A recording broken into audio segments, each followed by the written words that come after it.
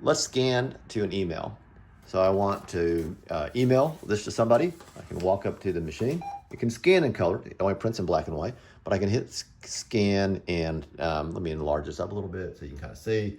I want to send it to an email. It says press manual or use the address book. So if it's something that I never want to bother taking my time to put in an address book, that's fine. I could put in joe@acme.com and do this one time. But I'm going to use address book. I actually don't have any emails set up there, so I'm going to go here and hit edit.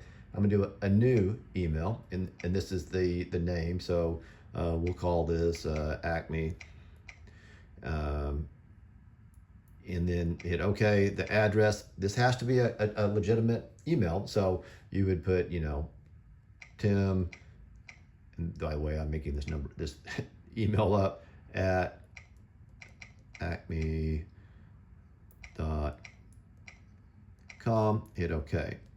So now it's in the address book.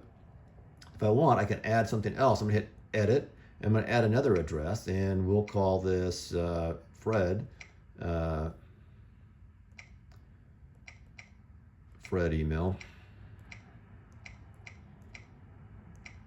Hit OK. I do have to put a legitimate email address, but again, I'm just making this stuff up right now. Fred at gmail.com.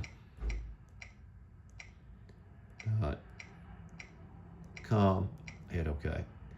Hit OK. So now, if I did want to walk up to the machine in the future, when I walk up to it, I can come over here and hit scan, hit that. That's what I want to do. I'm going to use the address book.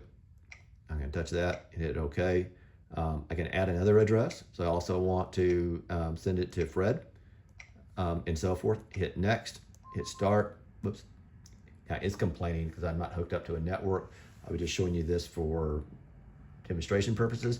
But while we're in here, you could say, I don't want it on color. I want this on grayscale, or I want this to be black and white, or I want to put this at 300 DPI and so forth. So that's how you would both email and set up address book. Thank you.